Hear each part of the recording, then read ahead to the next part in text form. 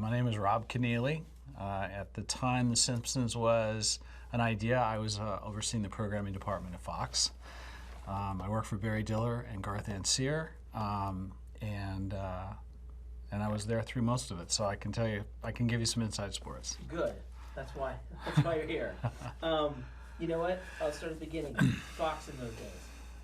Nothing to lose. I came in when they had done straight to series for Jump Street, and they had made commitments to Aaron Spelling and a lot of known entities, and the shows that were breaking out were less traditional, and sort of Married with Children kicked it off, and then we were trying to figure out how to be relevant to younger audiences. We started to figure out who Fox was, and it was just Wild West. We were open to trying anything. We did Living Color, we did primetime animation, we did Cops. It was that era. Was Joan Rivers in that mix too? Yes. Yeah, right. I came in when that was in motion. Okay. I'm the second tier. The first tier was straight to series and big giant players, and the next tier was mine, which was, we have nothing to lose, let's go for it. How'd you end up there? Where'd you come from? I was at the studio, Oh. and I was plucked from inside from Barry Diller, who was chairman. Gotcha. By the way, I should have done this at the beginning. You need a bathroom break, you need a water break, anything, just let me know. Got it. Uncharitably, Brandon Dartikoff at the time referred to you guys as a coat hanger network. What do you mean, and is he a big jerk? No, when Fox first started, there wasn't going to be room for 4 networks. It was the world was ruled by 3, and so the idea there'd be a group of people that would gather and be relevant to advertisers and to an audience was pretty much an insane idea. Now we're in 500 channel world, but in that time, so the Coat Hanger Network was just, we were an upstart, and we didn't have an audience, and no one believed there was room, and so that's probably why he said that. And there was reason for it, right? Because Paramount had tried the UPN thing in the 70s even, right? And that had gone nowhere. I don't know. Oh, yeah? UPN Okay. came after us, but yeah, they may have tried a think variation of stringing affiliates together. Yeah, I think there was a botched one in the 70s, but Yeah. Fox made a go of it though. But it was bumpy, right? It was bumpy. Yeah, the ratings were, the bar was low because we were basically trying to find a new audience, and I think at first it was just we were trying to compete with big ideas, and again, a lot of this preceded me. When I came in, I had the luxury of seeing that some of the shows that were being put on, if they felt like or looked like they could be found on the other channels, we were never going to survive. So that's one of the reasons we had to try some bold, crazy things. And also, if you think about it, the audience we were finally realizing we were getting, which was a younger audience, was more likely to venture out of the 3-network environment. And so we started programming to those people, which was kids. Married with Children was a success, right? Married was a, it was a countercult at the time. It was a shocking show, and it was just irreverent, and it was like, in the old days, if you really think about it, when we would say a Fox show, it was pretty clear what a Fox show was. It was something you couldn't find on the other 3 networks. That was the mandate, right? That became the mandate. It wasn't more specific than that. It was just be different. Is that right? Be bold. Have some counter-cultural point of view. Focus on younger people because they weren't being paid attention to. I mean, the animation idea was literally the group of us that were running programming then had Charlie Brown and Wait Till Your Father Gets Home as our reference, and so we were trying to figure out how to put a primetime animated show on that was like Bullwinkle, that would be really funny for kids but also really entertaining for Harvard grads. And that's sort of where The Simpsons ended up. But we tried, before we got to The Simpsons, we met with Ruby Spears, and we met with every Hanna-Barbera. I mean, I met all the legends of the cartoon people I grew up on, hearing ideas to... I guess I didn't realize that. So, yeah, but primetime cartoons, you mentioned, the models were few and far between, right? Charlie Brown and Wait Till Your Father Gets Home are the only 2 I remember. Flintstones and Jetsons, but well, of course. Decades ago, Yeah. right? That's Saturday morning, though. I'm talking prime time. Yeah. You were at the studio. Was this an unexciting move to go to? Yeah, it was at the time kind of like, well, first of all, God called. It was, Barry Diller was the chairman of the company. I was at the studio, which was a much more sort of stable, let's say, career path, where you were, you were selling, we were one of the primary suppliers. Going to the Fox network was like, uh-oh, but it was also, exciting. I'm going to ask you for a favor, and it's this. You mentioned we now live in like a world where there's 500 channels. There aren't even that. It's these streaming services. I mean, it's a totally different thing. I'm old enough to remember the world you're describing. Right. A lot of people who see this are not going to be. Right. Can you explain, like, even until the 80s, American television was basically, there was 3 networks. That's right. I mean, there was Nickelodeon and HBO and stuff had started, but that was really small, right? Right. And you've touched on this, but I wonder if you can categorize for me the insanity of a 4th network. There's no room for it. And even when you get going, you're not equal to the other guys, right? You're not reaching all markets. You're reaching, what, 3/4 of the country? Yeah, not even at the time. I mean, we had, and also our clearances were just between 8 and 10, because then news would start with the independent stations. So we had a 2-hour block to fill, and it grew. It started with Sunday night, Saturday night, Monday night, and we just sort of evolved it as we continued to build out our programming. But yeah, we didn't have any lead-in, we didn't have programming that led in. We didn't have any promotion outside of our own airwaves. So the challenges were pretty big to get attention. That's all good, what you just said. I wonder if you could organize it for me in a clear way, like to explain, like, a new network, you only have one night? Is that how you start? That's how we started. Yeah, if you can explain that. You start with one night with only 2 hours. That's what you meant by clearances, right? That's right. Explain it to someone who's never seen television before 2000. So before networks are nothing more than a bunch of independent television stations that are cobbled together in different markets, and they become ABC or NBC, or in our case Fox affiliates. Some of them were UHF stations in the middle of Topeka. We convinced, this is pre-me, but Jamie Kellner and Barry convinced a lot of independent stations that if we pulled together and we cleared prime time, which at the time was 8 to 10, we could program competitive hours and we could create a new network. That was the edict. It was just to create a brand, another identity. And in those days, they all changed, but in the in the broadcast years, they would have, CBS was the Tiffany network. They were older, they were more adult. NBC was the comedy network. ABC was the female drama network. There were certain identities networks had. Fox was just, we had to figure it out. And what we realized was if we were controversial and noisy, and people talked about our shows, that would be a Fox show. And that was great, by the way. Thank you. So you said God called, which is you work for Diller, right? Yep. Diller works for Rupert. Right. So can you explain, again, for the uninitiated, who Rupert Murdoch is and how he's coming into this kind? I mean, he's done it here, he's done it in the UK, he's done it everywhere, right? Right. If you could give me a little bit on who he is and what he was doing. Rupert Murdoch was the owner of 20th Television. He backed Barry Diller, who I think was the brainchild of we should do a 4th network. He was, and Rupert was, he was the owner in chief, and a big risk taker. At the time I met him, he owned TV Guide, he owned Australian publications. He was basically in the print business and was moving into the media business. And Fox was a big first American step. Did it work out for him? Yeah, I think it did. But you said something that interests me. Do you think the idea was Diller's for the 4th network? I mean, I don't want to take credit away from Rupert or others, but yeah, it was definitely. I mean, there's no question that the center of the fire behind getting Fox started was Barry Diller. He saw a hole in the market, I guess, right? He believed there was there was room for another place, and he was going to push to get it there. And then market coverage, explain that too. Like ABC, NBC, they're entrenched. They reach basically everybody. Right. You guys didn't.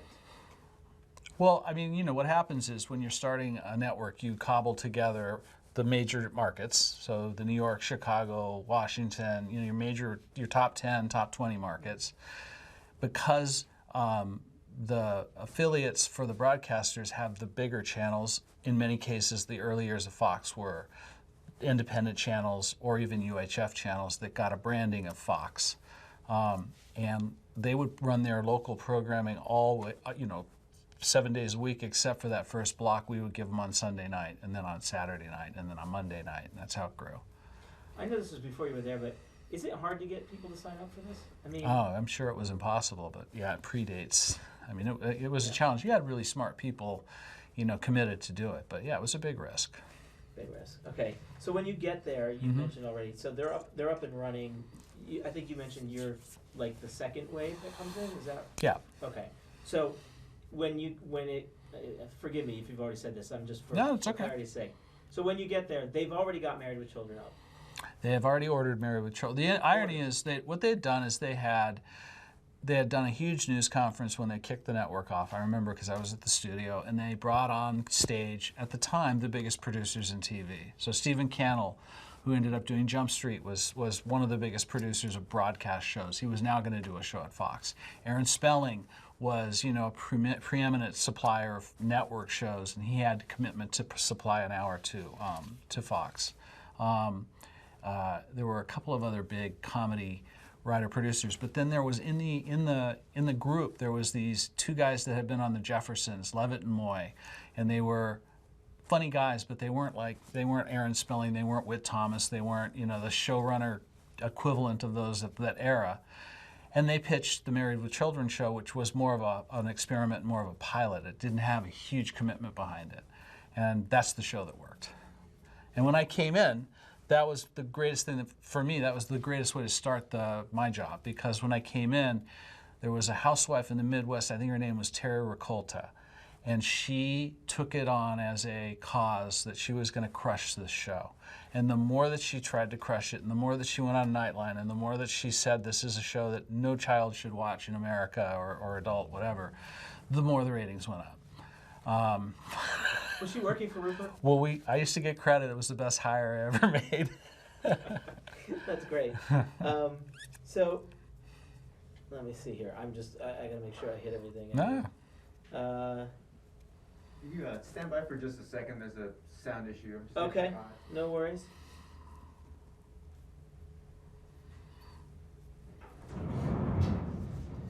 Here, I'll give you a preview. When he tells us it sounds all right, I want to ask you about working for Barry Diller and what that was like. What he's like. Yeah, I will. Yeah.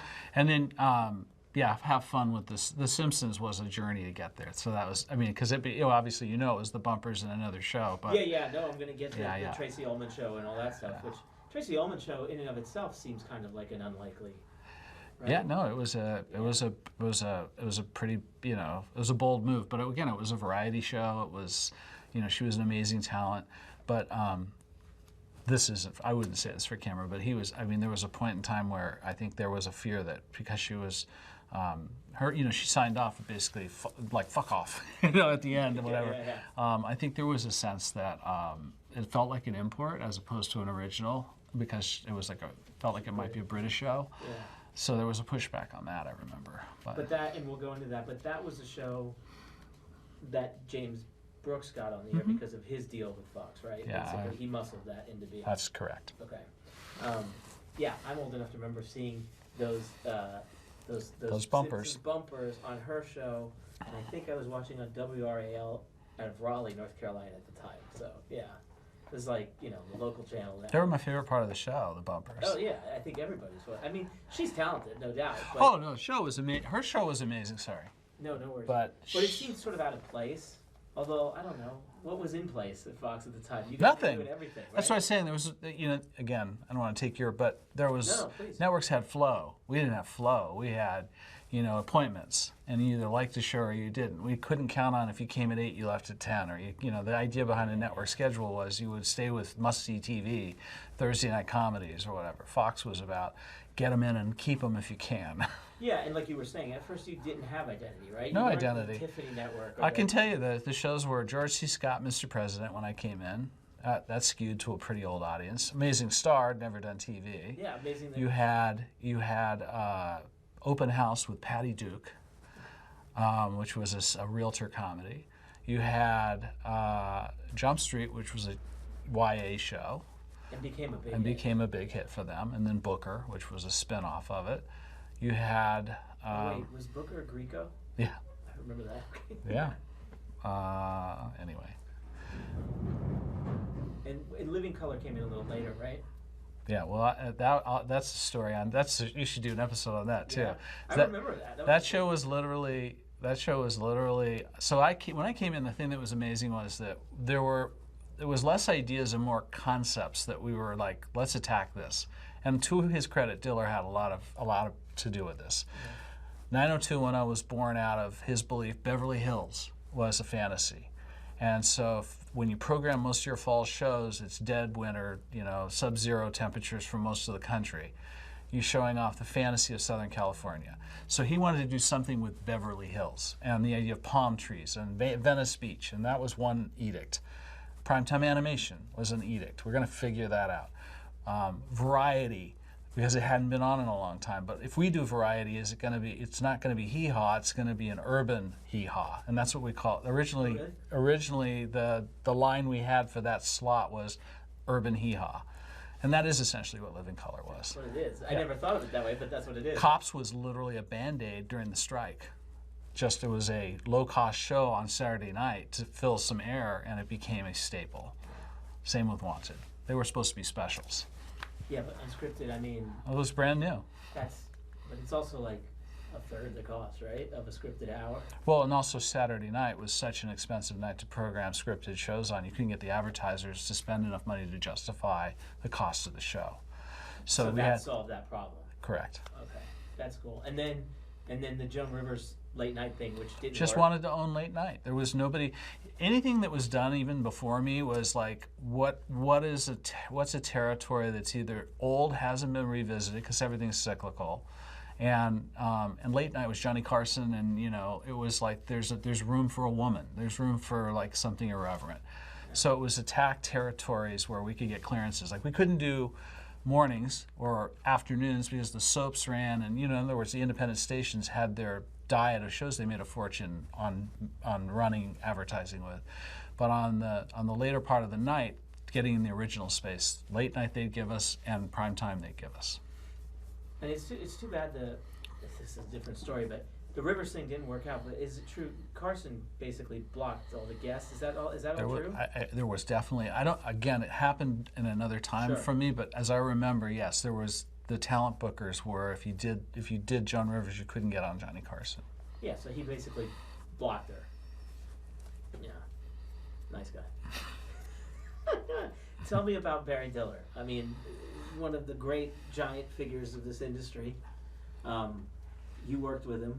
What was it like working with him? It was, in hindsight, the best learning experience I ever had. I was the type of hire he made in those days because he would never hire somebody who had established themselves already in terms of either thinking or set in your ways. He threw me in, and most of us in the early years of Fox weren't 30 when we were hired. I was about to say, were you 12 when you went I was to work 20. I was 26 years old, and my peers were kids too. I think Garth was the adult at 28, but no one was 30 yet. And Diller wanted us because I think he's so smart. If he thought you, first of all, the great thing about working for him was he would never pretend he'd never blame you for mistakes as long as you could justify the reason you were making them. You had to push. You couldn't be a quiet voice in the room. He would demand if you worked for him that you had a point of view and an opinion. And if you didn't have a well-formed opinion, he'd kill you. He was a hard guy to work for in that respect. But if you were, in my case, too stupid to know better or just had a lot of, at the time, swagger to sort of fight for something, he liked you. And believe me, we tried a lot of experiments that went nowhere. And the ones that worked, and he would never think back. He would never look back and hold you accountable for a failure. He'd hold you accountable for not trying something. So again, this is all, when you're living it, it's terrifying because you're sure that you're going to get fired any day. You're way over your head. Literally, you're sitting with the legends you grew up with, telling them the shows you want to make. And you're constantly, I remember always being in a state of, they're going to figure this out. When you say experiments that failed, are you talking about like pilots that just didn't Sure. go? Yeah, most. Most, right? It's Yeah. all, but that's true of even the big established networks. But we tried stuff that was cool. You know, I tried America's first Scarecom, which was a horror show half hour, where the tricks were on stage. So it would be for the audience. It would also be. It was literally I think we had Tony Perkins, the psycho guy, you know, married to a woman, and he's Stephen King, and the things he writes about are actually all real. They happen in this house when the family moves in. That was a setup. And we called it a Scarecom. We tried Alienation, which was an incredibly it wasn't incredible. It was a successful movie, and we thought would make for a great series because it looked at flags that were like a subculture. If you remember the Alien show, they were like they could have been Mexican or black. I've seen every episode. Okay, so that show, my blood's all over the wall getting that show ordered. Really? Yeah. That's a great show. It's about immigration. That's right. And it's as valid or more today than it was then. 100%. And it was a better series than it was. In my opinion, I thought the series was really good. But the other pressure we had at Fox at that time was if something didn't show a sign of breaking out, if it was going to take a lot of time to build, we wouldn't stay with it. Yeah. We had too much pressure to try stuff that was going to be noisy. You had an actor in that. It was Mandy Patinkin in the movie. That's right. He was it Eric? I don't remember. He was great. Yeah. The guy playing the alien. Yeah.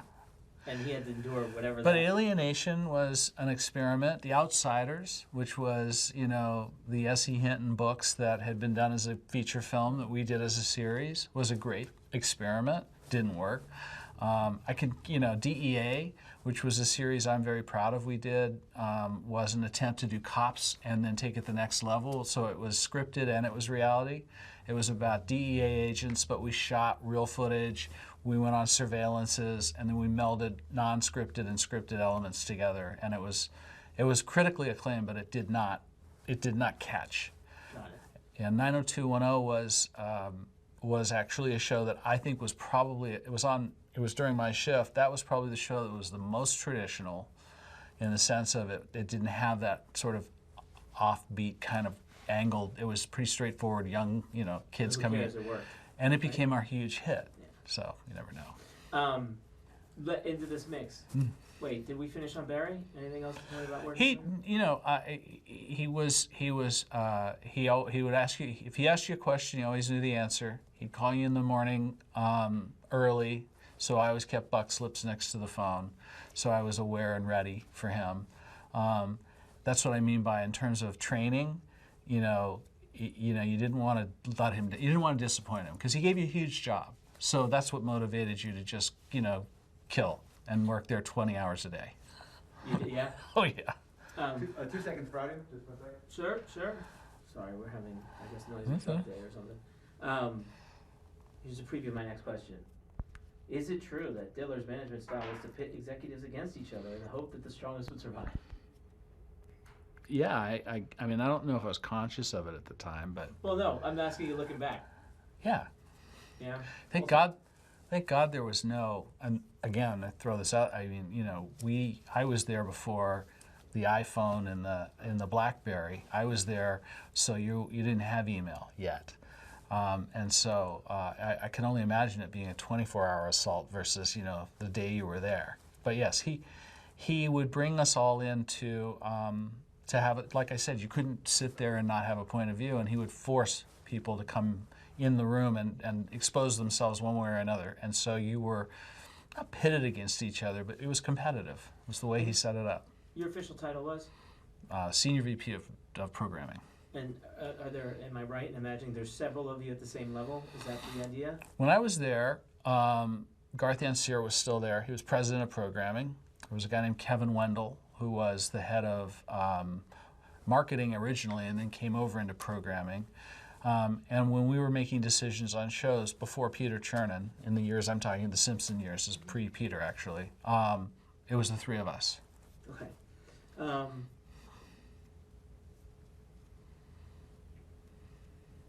Is there a story about when you got offered this job?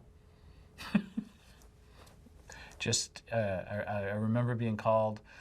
I was at the studio. I remember getting a call. I was in my boss's office, and the assistant came in, and she said, "It's Barry Diller on 3," and he leaned back for the phone, and she said, "For Rob."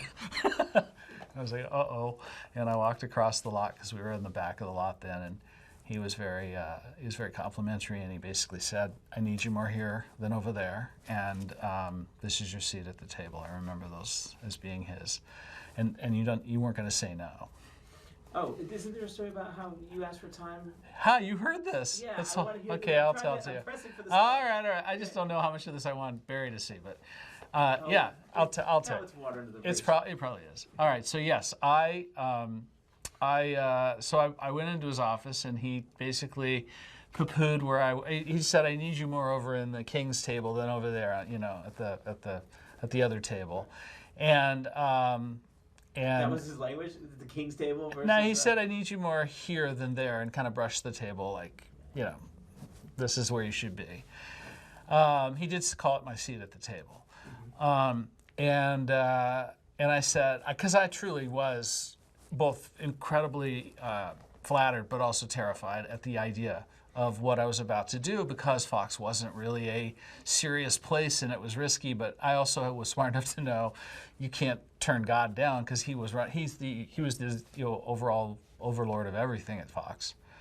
And so I said to him, though, because I didn't want to have him later figure out that maybe he didn't know enough. I said, I know nothing about being a network executive, and he was like, good.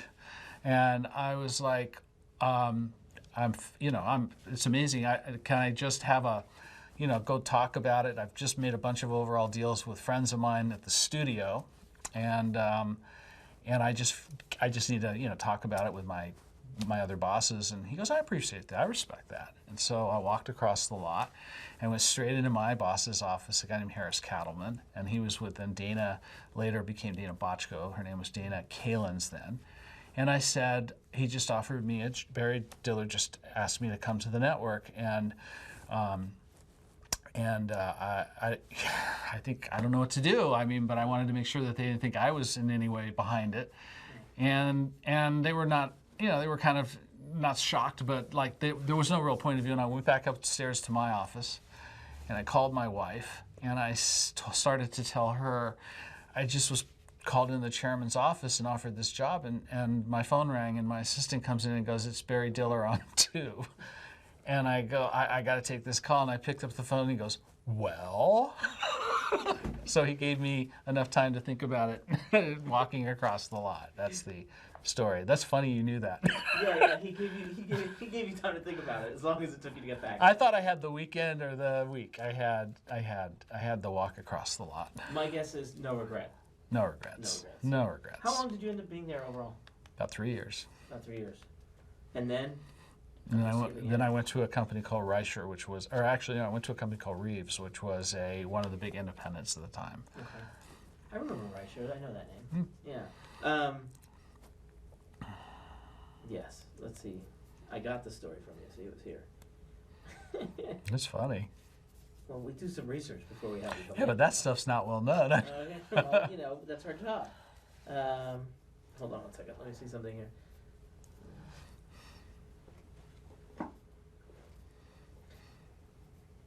I have a feeling that you will differ with this quote. This is a quote. It says, "This is a former Fox exec," and I wish I knew which former Fox exec, because I don't. Said about Barry, quote, "The reality is that there were not many ideas that came out of his head. There wasn't a show on our air that he dreamt up. He's dramatically overpaid, but that's the way Hollywood is with people like Barry Diller." Wow. You're like, I want to know who said that, right? Or do you know? No, I don't know. Oh, okay, I have no okay. idea. I imagine you disagree. Yeah, I do. I mean, here's the thing. I mean, in the Simpsons story, eventually we'll give you a sense of it. But I'm getting to Tracy Ullman next. So. okay, all I can say to you is that I used to think when I would be outside looking, at these, figures like Rupert Murdoch and Barry Diller, that, that they had a whiteboard with the next 12 years figured out. And the reality is that what made both of them so amazing to work for was that they were very opportunistic when they saw a niche. And so what we were looking for is niches and ways to kind of stand out.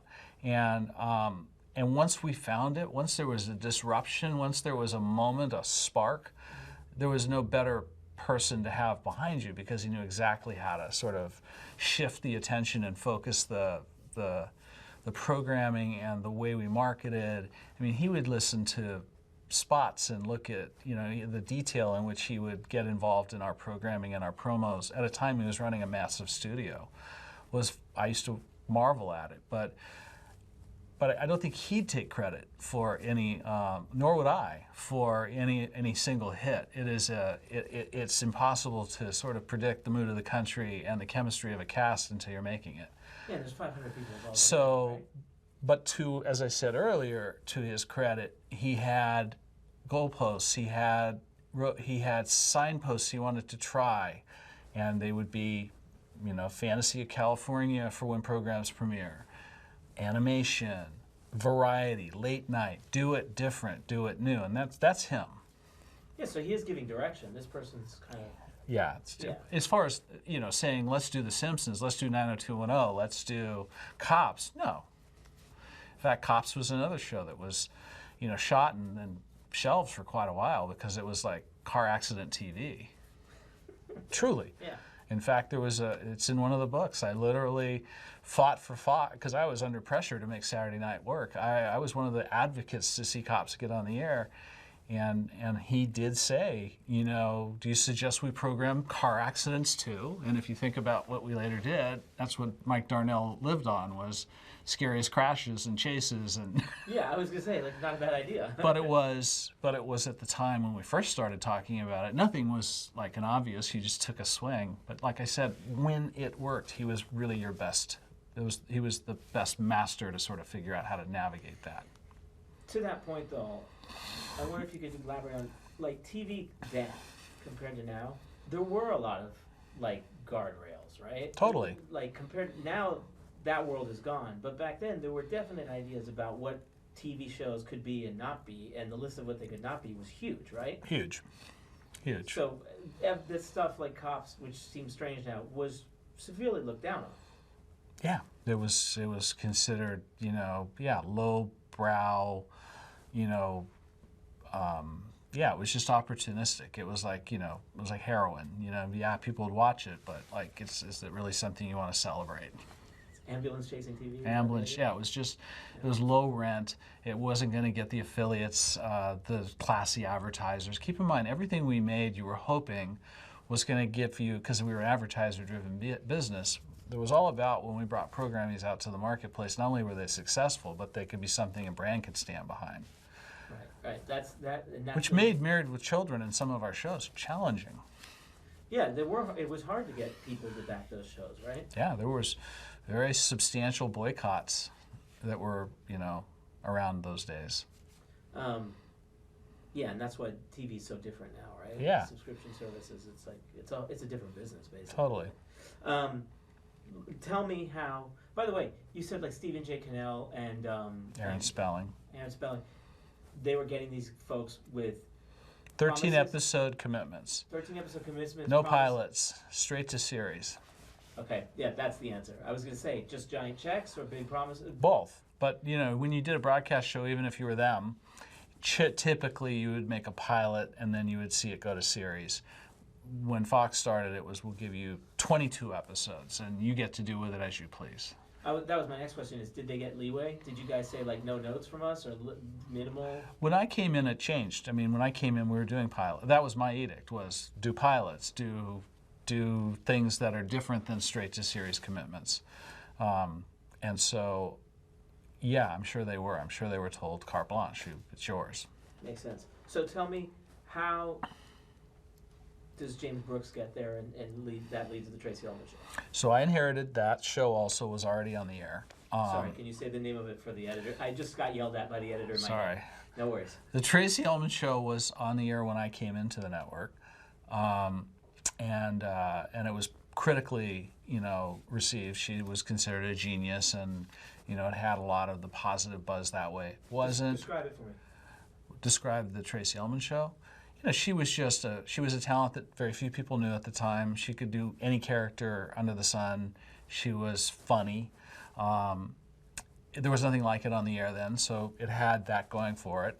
It was irreverent. It was Jim Brooks. And clearly, you know, Jim Brooks, when that show was being made, was the Jim Brooks who was winning Academy Awards and was at the top. He was the biggest director, comedy director, probably in the business. So it had all of the cachet of class. It never really broke into the top. You know, it never became a huge hit. And I just remember that the bumpers in the show were some of my favorite. The thing that took you from segment to segment were these little animated bits. And so we started when we were interviewing all the big supplier of animation at the time, trying to figure out what is our Charlie Brown going to be at Fox. We met Ruby Spears, who, you know, in terms of the animation heads, Hanna and Barbera, they were still here actually right around this block. And they were pitching us, you know, versions of what had already been done. You know, they were pitching us, you know, other concepts that were like the Jetsons or like the Flintstones or like other. And we didn't know what we wanted, but inside the Tracy Ullman show, these bumpers were making us laugh, and they were really funny. And so we went to our boss, Barry, and we pitched him on The Simpsons.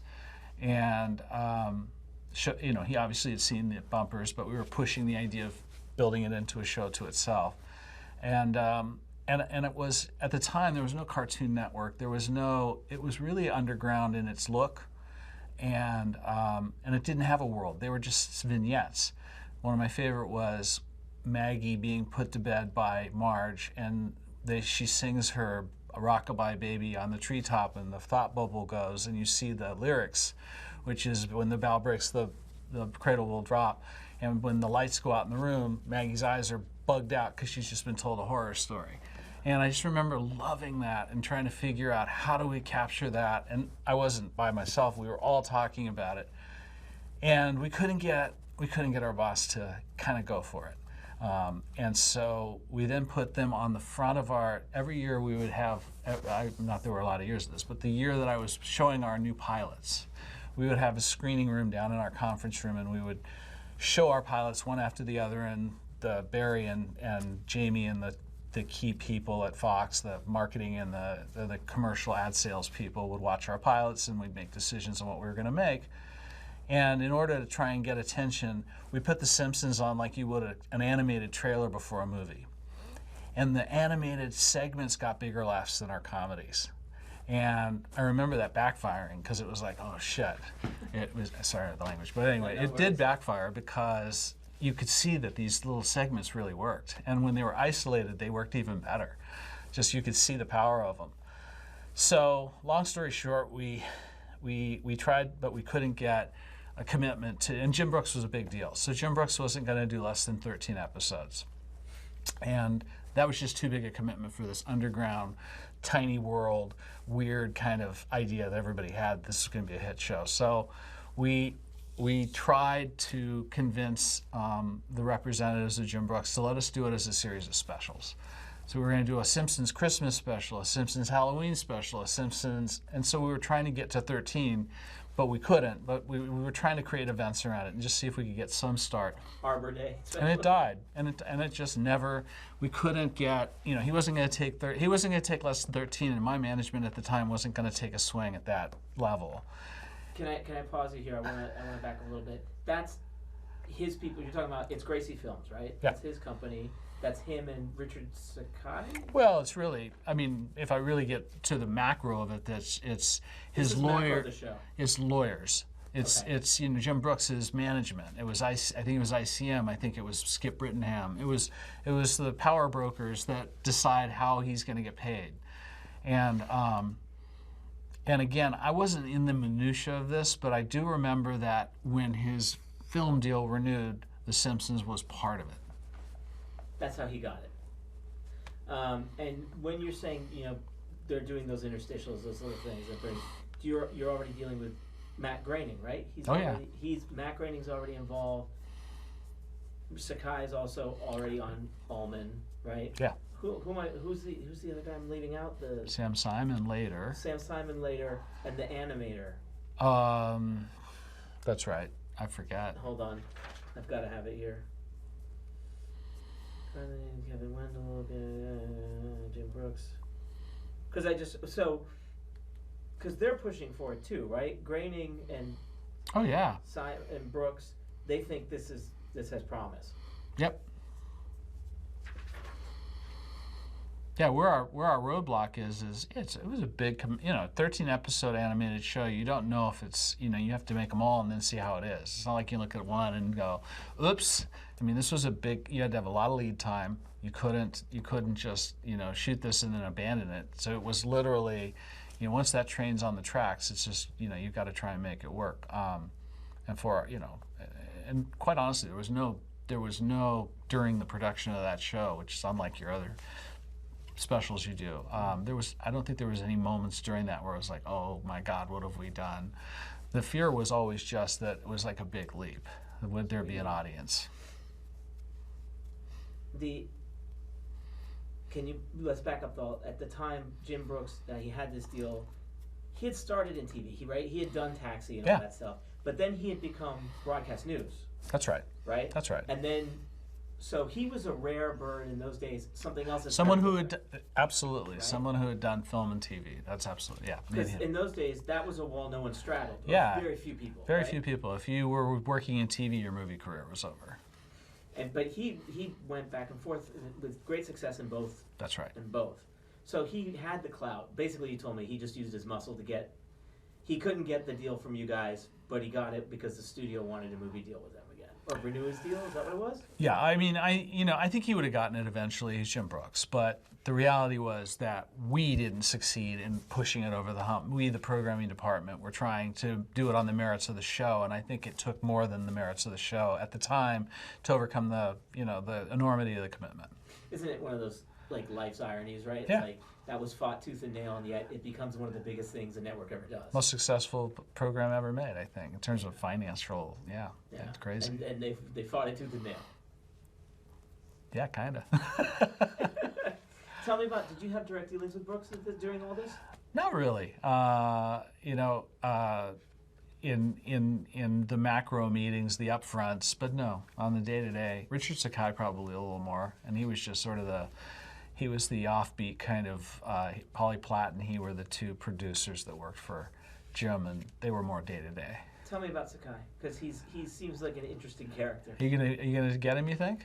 I hope so, but he's got a lot of bad publicity out there about it. Oh, is that right? Yeah. But the thing about Richard was is that he's the thing that makes him both first of all incredibly smart, incredibly doesn't suffer fools, doesn't really worry what you think about him.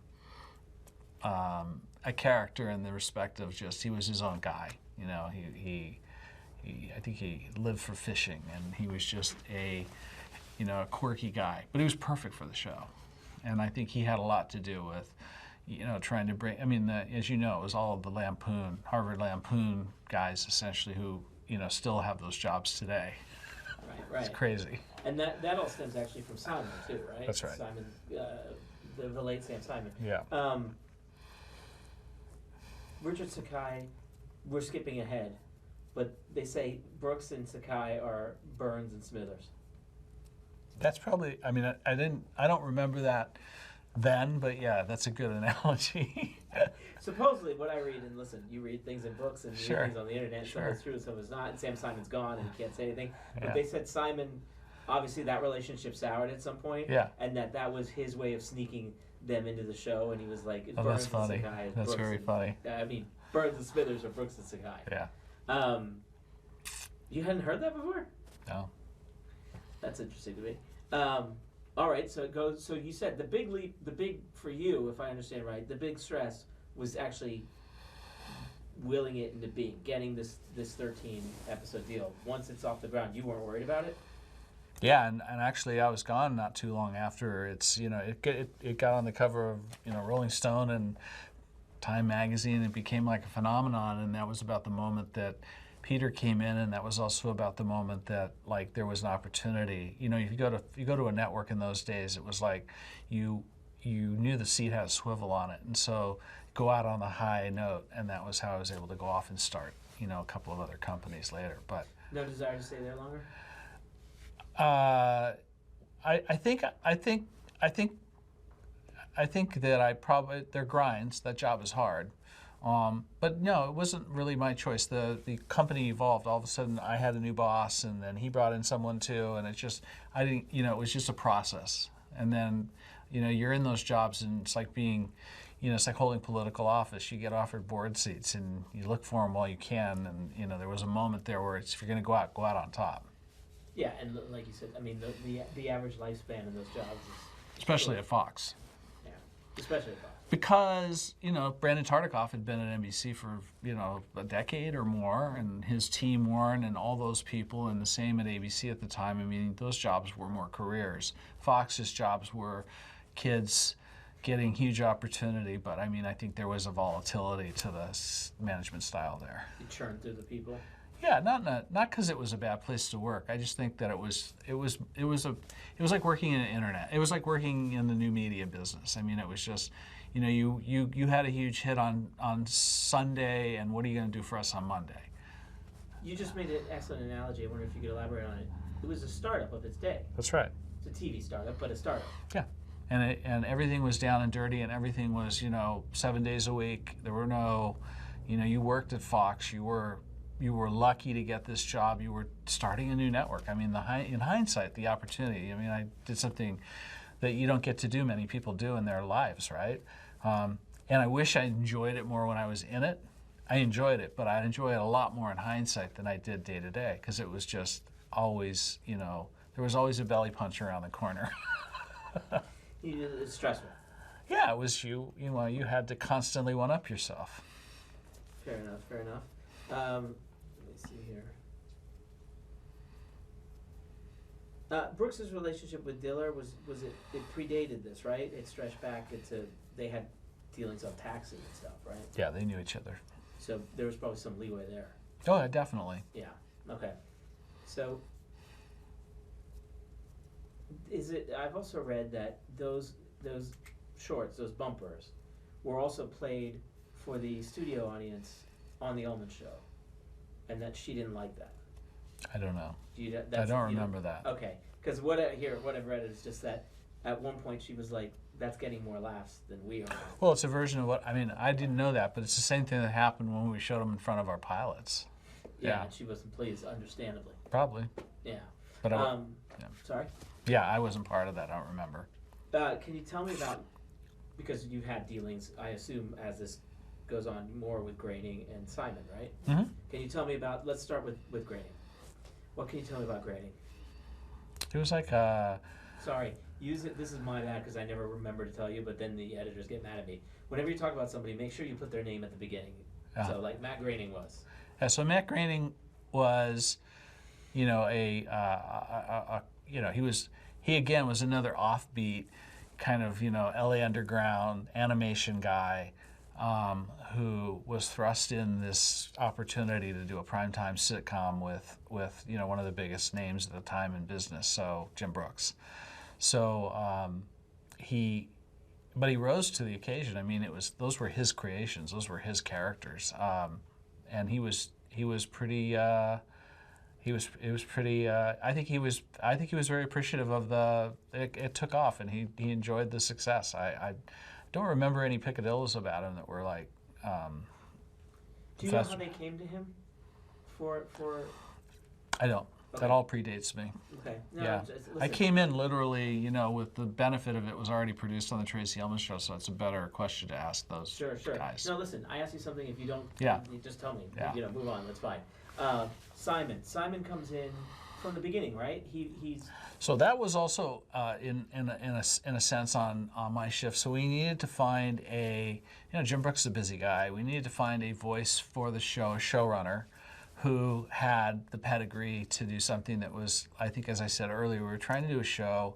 When The Simpsons was designed, the one thing it was designed to be was something for everybody. So if you were a young kid, you could watch it and just Bart was funny, and he was like every boy wanted to be Bart, and so it was Brady Bunch. But on another level, it was also, if you watched it, you would see the inside jokes. And so we needed writers that were.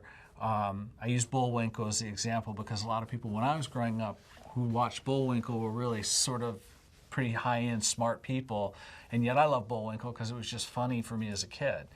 And Sam Simon at the time, he had the right credits of premium comedy, Emmy kind of level comedies, and he was also odd. He was just a little bit, if you met him, there was something.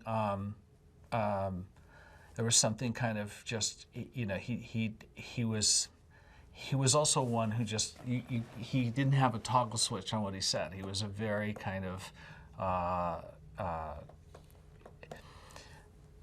the word I would use would be offensive, so I don't want to say it, but he was almost on the spectrum. I mean, he was just a really, bright, but sort of, in high school he would have been, he would have been in the computer club. He was just an odd guy and smart.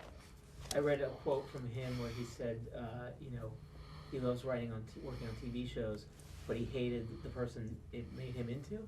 Like he said, he would always eventually go crazy on a TV show and end up leaving. Yeah, that sounds right. That's right. That sounds right. I mean, he's just he was in his own he had his own rhythm, he had his own style, and he was perfect for the moment. But I don't know if in the long haul, he would get along well. I mean, it evolved after me, so I don't know exactly what happened, but it devolved. Well, he only did 3 or 4 seasons, yeah, right? and had original founder points, so he made a fortune. Well, I was going to say, he got out with a massive golden parachute, from what I could tell. Oh, yeah. They just made a big deal with him, because here's something that I read. This is relevant to you, I believe. So, supposedly, and you tell me if there's truth to this story or not, somebody kind of made a mistake. And by the way, before I did this, I used to be an agent, so forgive me, but I used to represent actors for about 20 years, so I'm familiar with the And that's what I do today, right? Oh, no, I don't. Yeah, I'm co-head the TV department at CAA. I should know that. No. I didn't know that. I apologize. I worked at a TV agency. I worked at this place called SMS Talent, where I was one of 4 partners. That's amazing. And did it for 20 years. Oh. Actually, what we do is we represent people, we get them big deals, and then they go to you. Back later. They go to you. Zachary Quinto did Star Trek. I think Sure. he left us for you. Nick Offerman on Parks and Rec. That's hilarious. Yeah, so, Sorry. No, I'm just saying the reason I brought this up at all is I'm very contract minded. Mm-hmm. I've read that Simon was allowed to start work on this without having a contract. Do you know anything about this? I don't. I do know that in order to attract Sam to do it, because it was a risk, that he was given ownership. And in hindsight, years later, I remember going, God, those points now, if you really realize what a point on that show's worth. It's staggering. Staggering. And he had several. And I just remember, that's one of the reasons when you're in these jobs, if there's a moment in time where, you're doing this and you're seeing these incredible successes. And again, I saw failures too, but, you saw the size of the value of these assets, and as an executive, you're not going to ever basically have that back end, and so it's what's your next move? What are you going to do when you grow up? And so I just remember when I left that whether it was John Langley or it was who was the Cops creator, or it was Sam with his points, it was like I gotta get to that. I gotta get to that end of the business sooner than later before my knees give out. How long have you been CA? 20 years. Oh, okay. I did 20 years at SMS. I finished in 2019. It was enough. Yeah. It was enough. It's not easy. You've done a good job. Look at you now. You've got a franchise. You've got franchises become multiple franchises. Yeah. Well, believe me, there's no staggering points here. That's true. The world is different. That's true. So you don't know about that, because I heard that's one of the reasons he was able to secure just such a great deal, is because the work was already well. It's very possible. I don't. I think I do remember that, but I don't want to say it because I'd be. What I don't want to try and do is have revisionist memories are all over the place, but Sure. I don't remember enough to say on camera. You can tell me That's true. He put together the team, the writers' room, right? That's right. That's a pretty amazing writers' team he put together. I mean, that writers' room is the stuff of legend in TV comedy, as you know. All the names, all the people who came out of it. I mean, half the showrunners the show has had have come from that That's that right. room, right? That's right. Can you tell me anything about that or the group he assembled? I mean, you mentioned it's National Lampoon guys, basically. Harvard Lampoon. Sorry, that's what I meant. Including, most famously, Conan O'Brien, who's actually was there only a short time. But what can you tell me about the room Sam Simon put together? It was literally, it was like the Harvard Lampoon, hasty pudding crowd. And I remember thinking it was a little pretentious, but they were super smart and they got the comedy. They were able to deliver that sort of the subtext of what was really going on in any episode. But yeah, Reese and Gene, and I'm just thinking of all the guys that, it was like going to work for the government. You didn't realize it at the time, but some of those guys have been there as long as I've been away from the network. Well, Al Jean's still there. Right? Yeah, I think he's been there 30-something years. Yeah. It's crazy that it's that long ago. Well, the longevity of this is the other side, right? TV is There's a channel now. It's a channel, but yeah, no, I've but got a long TV job is 7 seasons. Correct. That's a long one. Yeah. I think when I was growing up, the idea was, and again, it was just because my dad would say it. It was like Gunsmoke, or you think about shows that were like, they went 10 years. You were Bonanza. It's like, whoa! Right. But this show literally has been on. Well, it's been on long enough where I have college kids who watched it for the first time and became huge fans way before. The audience has gone generationally. It keeps finding, and it will forever probably. Why do you think they've managed to do that? What do you mean? Like what do you attribute that show's longevity to? I mean, the only thing that lasts anywhere near that long is some daytime soaps, right? Right. That's it. But it's not a daytime soap. It's very different. No, it's I Love Lucy. It's the classic, family comedy. Dad. It's the dysfunction of most families and made funny. I read a quote. I wonder what you think of it. Somebody said Fox's 2 premiere shows were interesting: Simpsons and Married with Children. The live-action one was The Animated Family. The animated one was closer to real people. That's right. That's right. Probably true. Yeah. Yeah. So they go into production. Animation is not fast. It's not like shooting live-action shows. No. So the gestation period on the show is a while, right? Right. Tell me about that. Are you sweating anything during that time, or it's off your plate? It's in motion. You've moved on to other things. Yeah, it's in motion. When we see the first episodes, we're pretty sure we got something special. I mean, I took them. In those days, they were on 3/4-inch tapes, and I remember taking them home to show my friends and family before it premiered. And the reaction was and when I had any meeting in my office. Where I was trying to say what Fox was, I would show clips of The Simpsons that I had, because we'd see assemblies, and Living Color.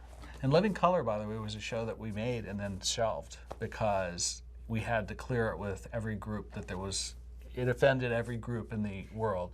If you were handicapped, you were offended. If you were, if you were black, or if you were Hispanic, if you were Jewish, it just went after everybody. So that was another show that was like, it was like when you come in my office, it would be like Prohibition. I would show you the taboo show that wasn't going to get on the air. And I remember I showed it to, one thing that I do, that's a fun small story, but I was way over my head. I didn't know I knew that I was doing something cool and we were pushing the envelope and hopefully we'd get lucky with a few shows, but I also really did rely on looking to guys who knew what they were doing. So I brought Fred Silverman in many times to look at cuts. And I brought in Jim Aubrey, who was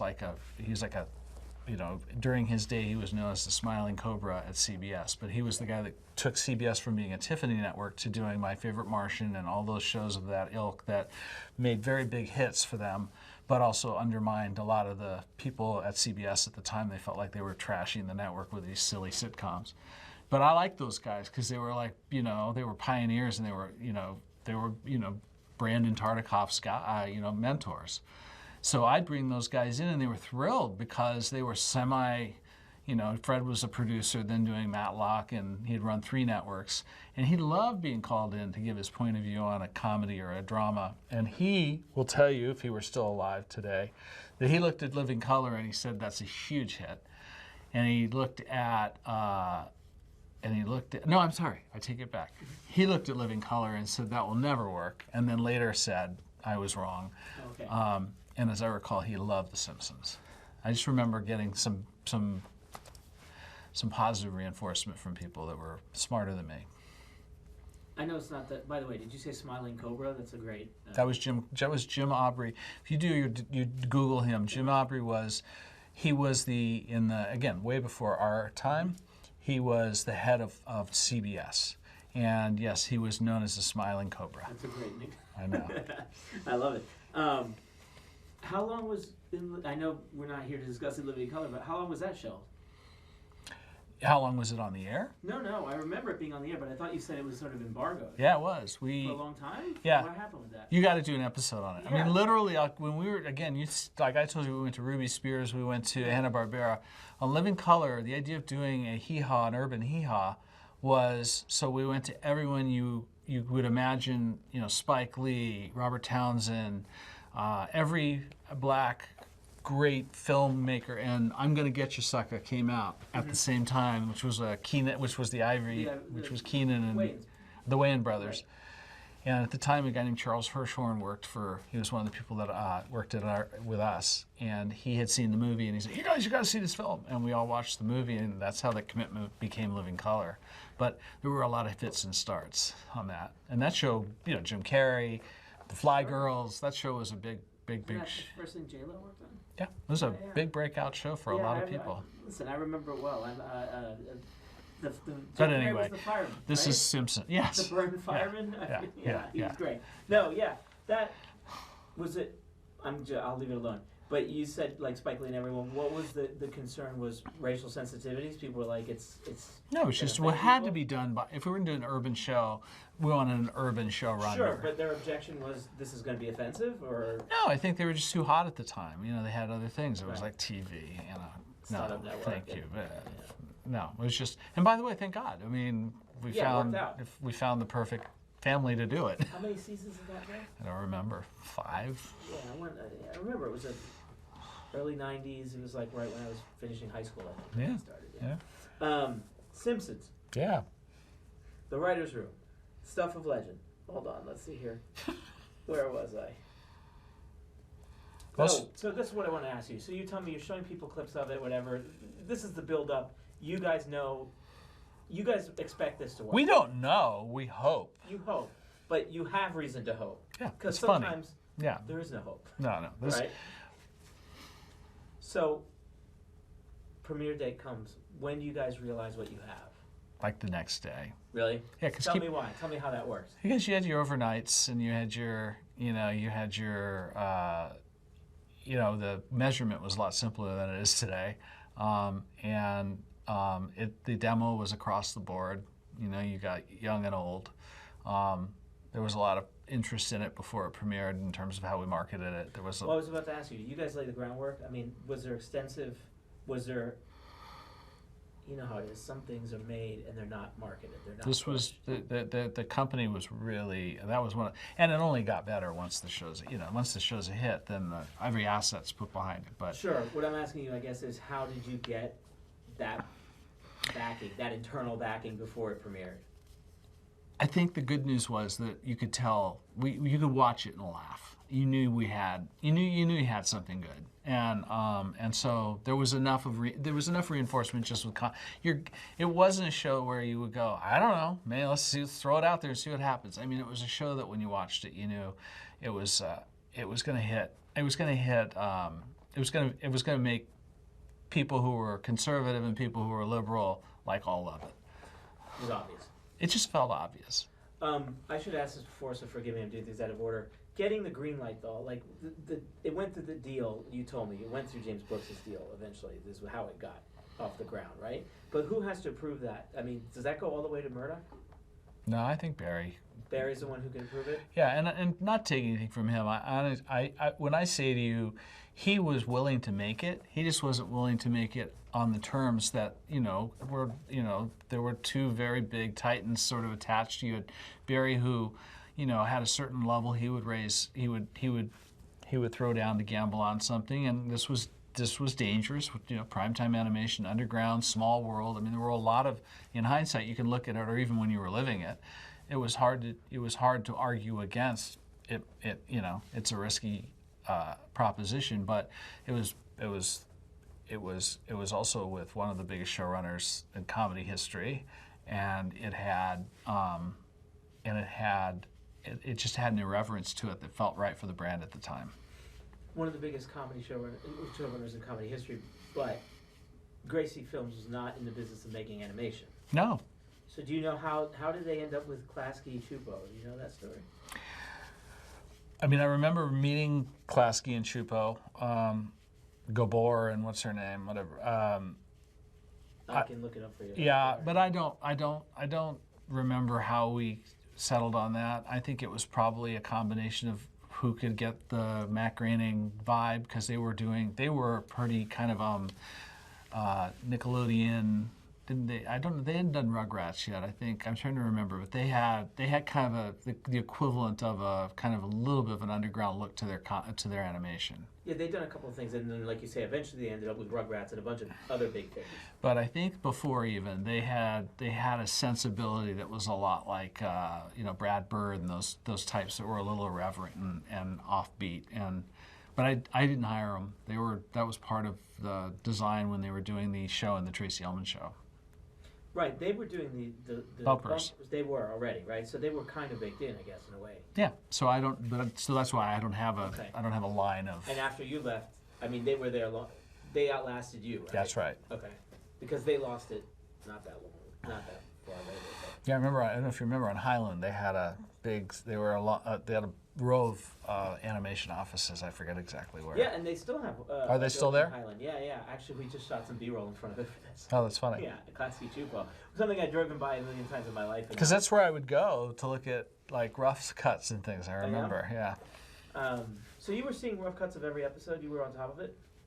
Yeah, I mean, again, I didn't have the one thing about that show was it had a commitment, so it wasn't us noting it really. You weren't waiting for the back nine. You had the third one. Well, and we also were, at a certain point, you just got to let Matt and Jim Brooks and everybody do what they do. You mentioned Brad Bird. Mm-hmm. There's a bunch of people that have come out of this show. I mentioned Conan O'Brien earlier. Who else should we think of when we think of the show? There was another. Who was the other one that was so bizarre?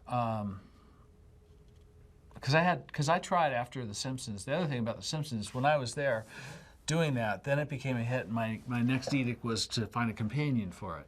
Okay. And so I had seen the Pixar reel.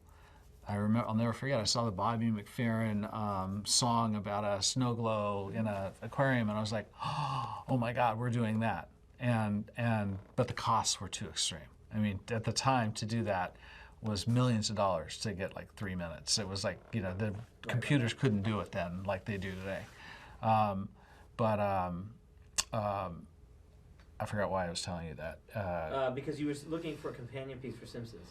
Yeah, I mean. Were you thinking of Schwartzheld? What's his name? Schwartzheld? Yes. Yes, the guy who's famous for being odd. Very odd. Who I think is to date the guy with the most Simpsons writing credits. Probably.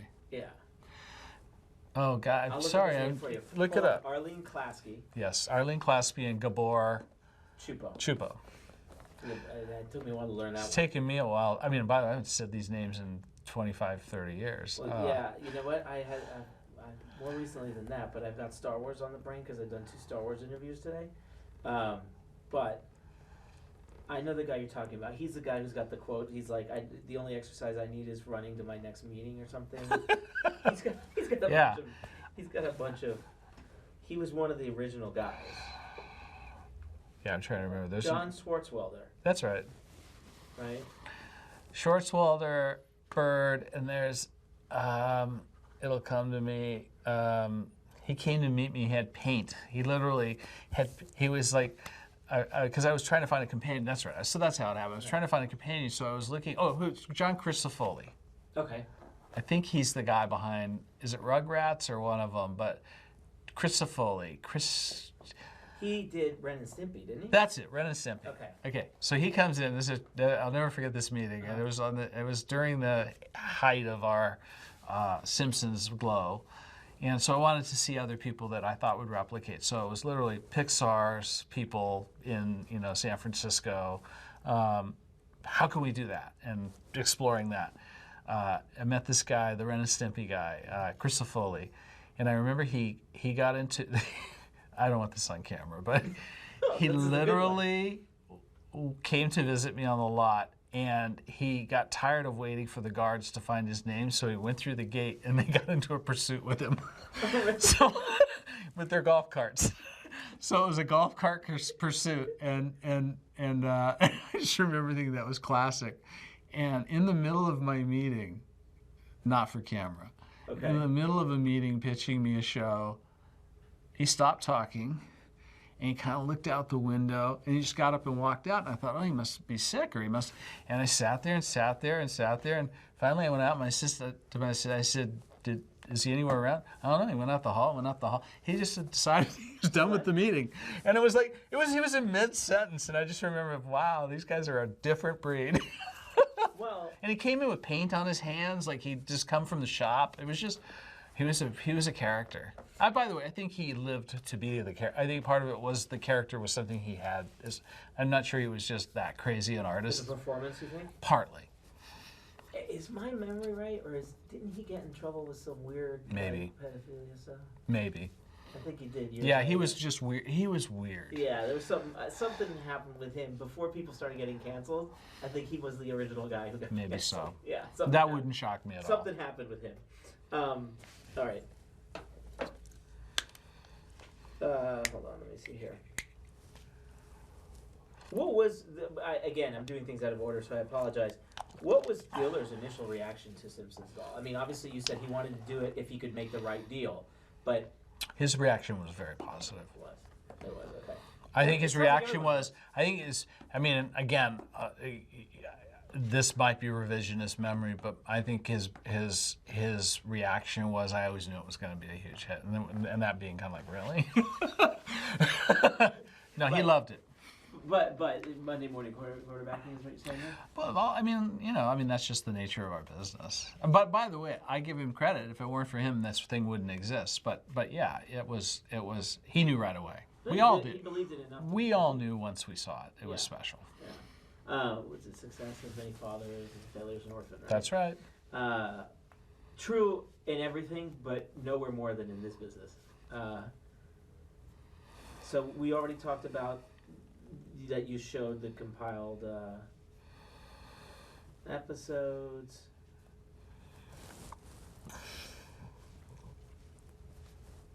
Who was the show's biggest supporter, other than you?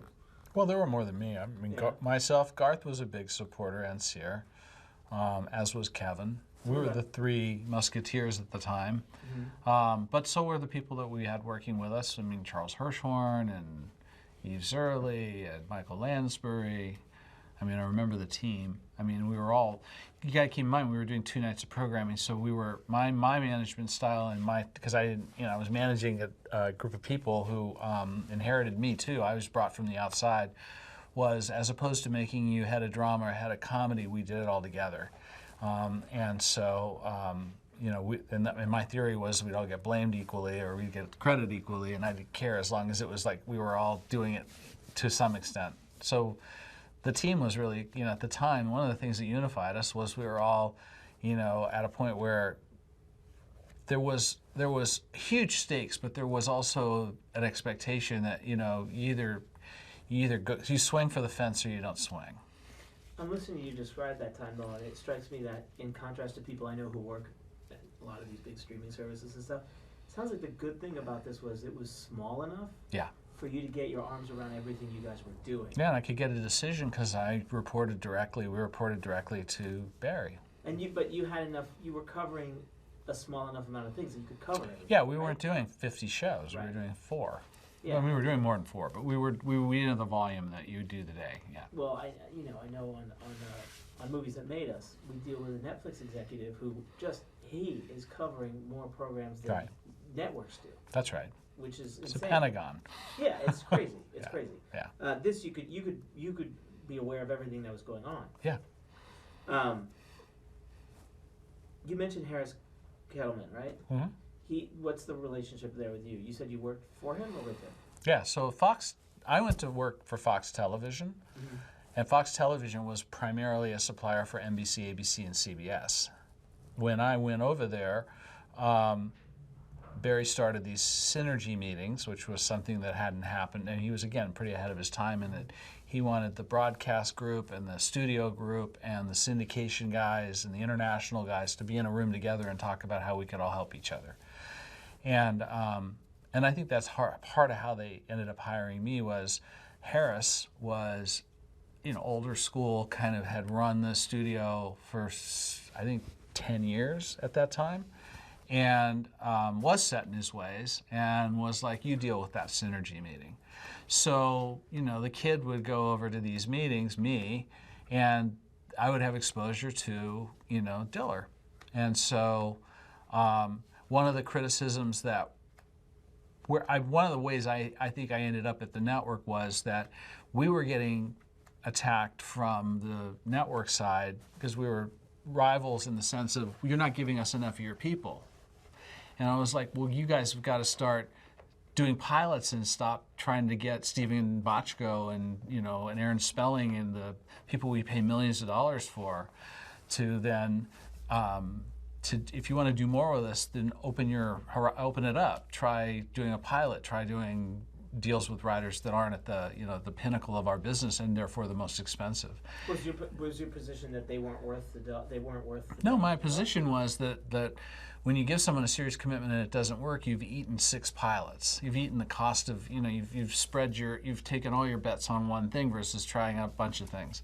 So I was the guy advocating, if they want to be in business with us, the studio, then let us bring some people in that aren't the gods of the business and take some swings. And I think because I was in a room saying that a lot when the decision was made for a shift in the programming department, I was inside the company and I'd been advocating, and that was like, go do it. Fair enough. We started talking about, it came out, and you said you guys knew immediately because the numbers were great, right? Yeah, again, my memory was they were, I don't know if they were gargantuan, and obviously the show grew, but I do remember. Well, by Fox standards. By Fox standards, it had resonated, and it had a good demo mix, of young old. And here's the rub, though, right?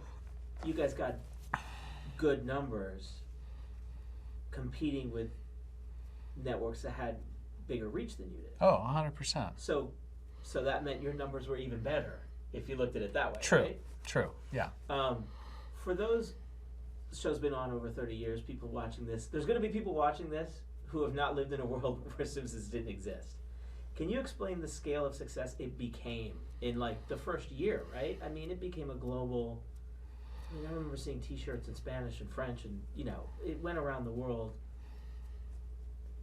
Probably not as fast as things do nowadays when they hit, but it felt fast then. Yeah. Give me an impression of the scale of this thing. Well, just cultural. It became part of the cultural zeitgeist. It was, you're right. And by the way, to the credit of the studio, they were ramping it up. They were marketing it. They were creating Bart T-shirts and mugs, and I mean there was 1,000 ways that they marketed the show that were brilliant at the time. And an animated show. One of the things you come to realize is that talk about a show that can be done in multiple languages without it looking like an export. So it became a global sensation because of the nature of it's an animated show. So it could be voiced in, it could be voiced easily with local actors. Yeah, and best of all, your actors don't age. Right. Your characters don't age, yeah. right? Your voice actors do, but yeah. And that would become a recurring thing, right? I know you left at that point, but that would become a recurring thing for Simpsons. The renegotiation of the talent. It seems like it would happen really often. Yeah. I mean, it just felt that way. Yeah. And, But they deserved it. I mean, it was you think about it. I mean, you're gonna meet with. Are you interviewing Cartwright? You said. I've been talking to her agent. He's I won't say jerking me along because I used to be on that end of the phone, but he's stringing me along. But hopefully I'll land the plane. It's not our agency, is it? Who is it? I don't think so. James Murray. No. Yeah. But Yeah, a lot of these people are like voiceover agents mainly that these people have, right? Yeah.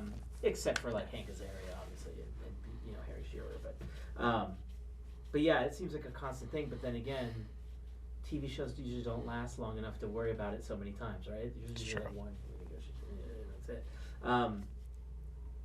You stayed there for how many? You were gone by second season, or you stayed longer? No, I was there past the first. I don't remember exactly, but I think it went on. It went on. If I'm not mistaken, because I remember it was December. I don't know. It was like December 17th, or it was December. When did it premiere? The end of the year. No, it was before the end of the year, I think. No, it was like in the latter part of the year, I meant, but. Yeah, I think it was. I literally think because somehow I remember the date as being. It was anyway. It was just before Christmas, I think. I'll tell you in a minute. Yeah, tell me. Let's see here.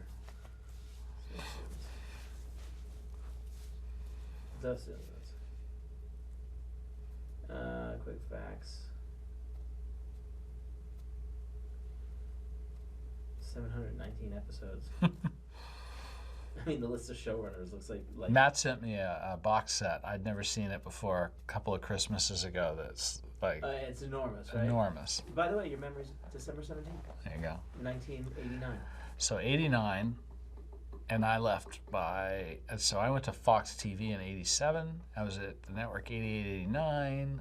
Yeah, so I was gone 90. I think around 90. I don't remember. I think it was 90, 91. Okay. Chernin was there a good year after I left. Okay, so you were there a while. So yeah, I'm looking at that writers' room, like Al Jean. Let's see, from the beginning, Sam Simon, obviously, Mike Reese. Yeah. David Merkin, who became showrunner, right, Yep. for a couple of years. Yep. Bill Oakley. Yeah. Also, Mike Scully was there since '97. Yeah.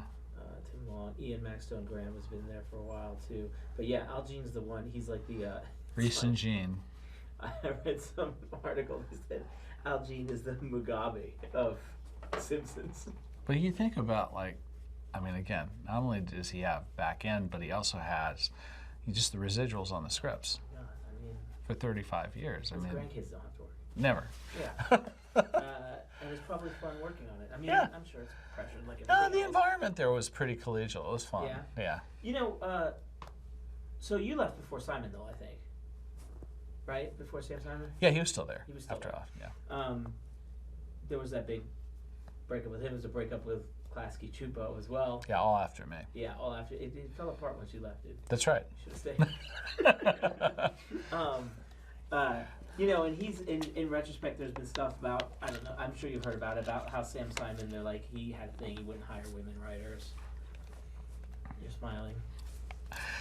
I don't. I mean, the answer is that doesn't surprise me, but I don't remember that. Well, there's a woman named Pond, I think, who actually wrote the first episode, and then she wasn't asked to be part of the writers' room, which was, I guess, sort of a surprise at the time. Okay. I got That you. show. Let's just say that. Oh, no, never mind.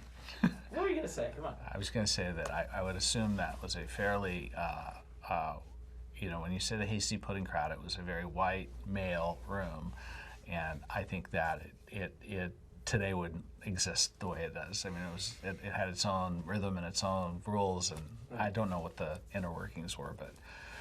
And as you know, it's changed over time, right? They've gradually gotten some women in to write for it, and then there was also the whole thing about Apu, That's right. And then now I think they've pledged that they said all ethnic characters would be played by ethnic actors and everything, but that's all a function of, it started in 1989. The That's world right. was different, Totally.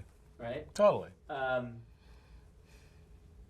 Is it, I mean, what has been the impact on you professionally? I mean, the good news was I've always traded on, and funny enough, Simpson wasn't really what I traded on. When I left Fox, my claim to fame later was, cops and DEA and crime. And so I went on to do a show called Homicide. I went on to do a show called Oz. These were all after Fox. And to this day, I have, probably more of a perception, and business is all, how you're perceived, but my perception is, do premium crime drama, even though I started doing more comedy than anything, but it's just how you evolve. But when I left Fox, it was like, it truly was, you're famous overnight when you take those jobs. I was one of 4 gatekeepers, so everybody was my new best friend, and I got to know everyone, and I got to mingle with a lot of seriously talented artists that I later was able to work with, and as an executive, and then as an agent today. Homicide and Oz. Yeah, They don't get any better. those were shows of mine. So when I left, again, in the era of post-Fox, there was a lot of independent studios, and I was one of the principal ones. Reicher did all those shows. And then we sold, and then the war consolidated, and in the late 90s, we flipped it to Paramount. And then I ran Replay, and that was going to be a new network too. So I've even taken a swing at another new network, but the new network turned out to be Netflix, not Replay. But if you remember Replay and TiVo, that's how you got a DVR. Yeah. And the idea was that when there was, when you replaced your VCR with a DVR, we'd start programming to that box, and just never got there. Well, it's harder to start a network than people think, right? Oh God, yeah. I remember when last year we did the documentary on Star Trek and the ups and downs of UPN. Yeah, struggles. I remember that when it started, and the WB network. Yeah, then combined, right? UPN, WB. There was WB, UPN, and then CW. CW, which is still around, but it's a CW. Although I can't complain about CW. I had Stephen Amell on Arrow for years. Oz, I'm blanking on the creator of Oz. Tom Fontana. Thank you. I represented for years Željko Ivanek, who played the governor. Hmm. Yeah, that was a great show. Yeah. And the cast, the people who've been through that show, it was great stuff. Yeah. But no, so the postscript of it was, to this day, the reality is too, I've been doing this a long time now, so, the people who worked for me are all running studios now and networks. When I was at, I'll show you after, when I was at FBC, Bob Greenblatt worked for me. And then later Bob Greenblatt became the chairman of Comcast. And he became Bob Greenblatt. Yeah. Well, that's good. You got people all over town you can call. There are a lot of life vests out there. Probably very useful to. You never know. Yeah. What haven't I been smart enough to ask you about? I think you covered it. Yeah, because you went way outside the Simpsons and the beginnings of the network, and yeah, well, that's what I needed. That's what I need to talk to you about, because we need to, for people to understand the beginning of Simpsons, you got to have the context of Fox and what Fox was, because, like I said, for people who are 20 now, they don't know what that landscape is. No, I know. Yep. Yeah, anything you want to add? Any funny anecdote about any of these people that you met in the course of your dealings with The Simpsons? And Jim Brooks seems like a tough customer. Yeah, the thing that I remember that I really later kind of had fun is I do a lot of global, I do a lot of international. We're in the global business now, but I was doing it at Reicher. We were doing action hours, and those action hours were all co-productions that we did. So we were the king of the set. When this was a new business, no one was doing. My business was built. Reicher, after I was at Fox, was built on taking titles and selling them to syndication. Okay. And Hercules, Xena, RoboCop, FX, Highlander, Thunder in Paradise, all those shows were action hours out of Reicher. And what we did is we would take a title, we'd go to MIP and MIPCOM, we'd sell that title to the territories, and if we got enough reaction, then we'd clear the stations here. And it was literally, you strung together enough markets, you could basically create you could go to 22 episodes. So the only reason I give you that whole history is I started going to Europe, and it was the first time, because it was pretty short after my stint at Fox, and I was amazed that Simpsons was playing anywhere I went. So, yeah, that thing went around the world. Yeah.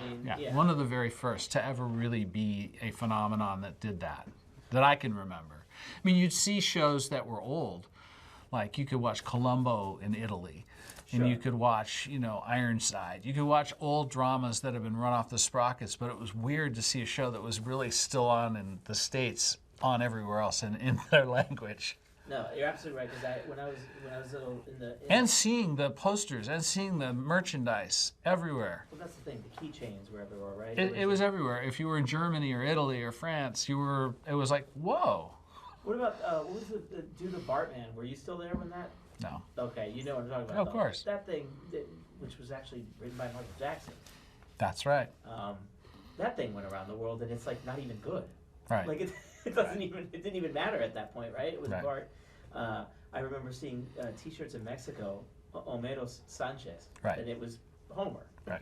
you know, with a sombrero on. Right. I mean, it went around the world. So, Right. yeah, listen, this has been great. Unless you have anything else to add, I've taken up enough of your time. Yeah, just be careful that you don't make me look bad with Barry and others. Don't say worry, anything I I'm won't. going to be in Barry trouble won't for. watch this anyway. You never know.